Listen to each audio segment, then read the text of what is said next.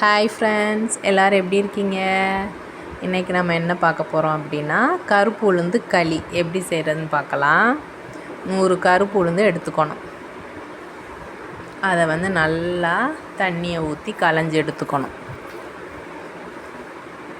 அதுக்கப்புறம்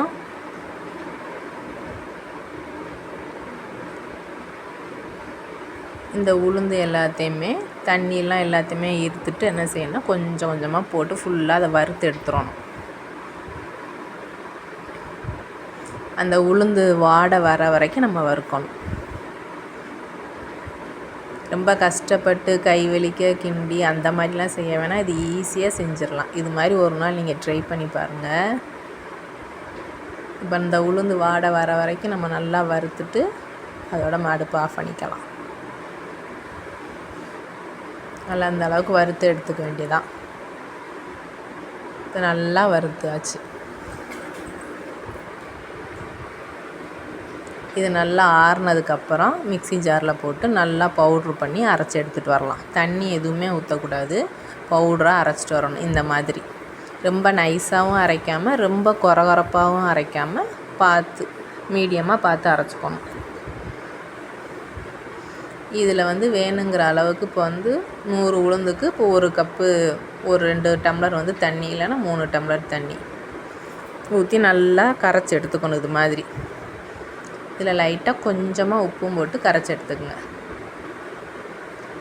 இது அப்படியே தண்ணியை ஊற்றி நல்லா கரைச்சதுக்கப்புறம் அடுப்பில் வச்சு லைட்டாக ஒரு கிண்டு கிண்ட வேண்டியதான்.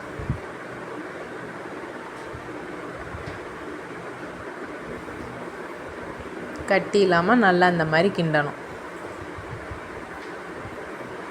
அதுக்கு இடையில் கொஞ்சோண்டு பச்சரிசி, கொஞ்சம் தேங்காய், ஒரு 2 ஏலக்காய் போட்டு அரைச்சி எடுத்துகிட்டு வந்துடலாம். அது தண்ணி ஊற்றி விட லைட்டாக அரைச்சிக்கலாம். இதில் கொஞ்சமாக உப்பு போட்டு இதுவும் லைட்டாக நம்ம கிண்டி எடுத்துக்கலாம். நல்லா இந்த அளவுக்கு நல்லா அப்படி கிண்டிட வேண்டியதான்.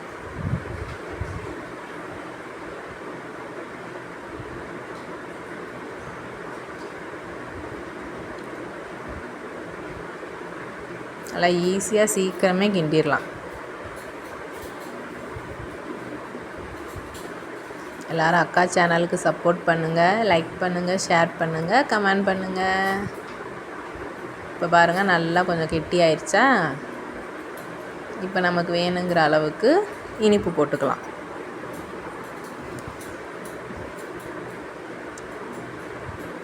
ஒரு கப்பு 100 உளுந்து எடுத்துருக்கேன். அது மாதிரி 100 வெல்லம்.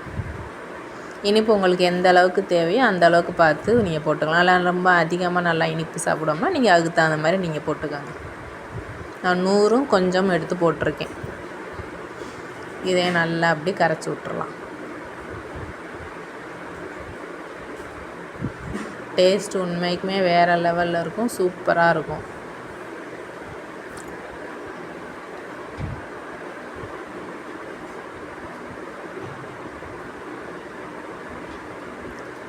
இப்போ அந்த வெல்லமும் நல்லா கரைஞ்சதுக்கப்புறம் நம்ம அரைச்சி வச்சுருக்கோம்ல, தேங்காய், 2 ஏலக்காய், கொஞ்சோண்டு பச்சரிசி, அதையும் இதில் ஊற்றி ஒரு கிண்டி எடுத்துட வேண்டியதான்.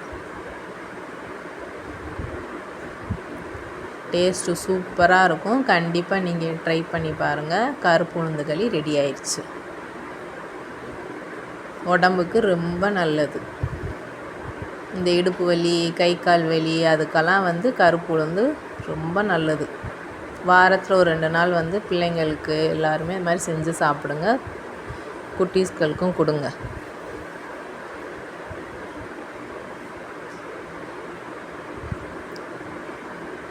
சூப்பரான கருப்பு உளுந்து களி ரெடி ஆயிடுச்சு. நீங்களும் இதே மாதிரி ட்ரை பண்ணி பாருங்கள். இது ரொம்ப நேரம் கை வலிக்க கிண்டணும் அப்படிங்கிறதெல்லாம் இல்லை, ஈஸியாக வேலை முடிஞ்சிடும். ஓகே, இதே மாதிரி நீங்களும் ட்ரை பண்ணி பாருங்கள். ஓகே, பாய். அக்கா சேனலுக்கு சப்போர்ட் பண்ணுங்கள்.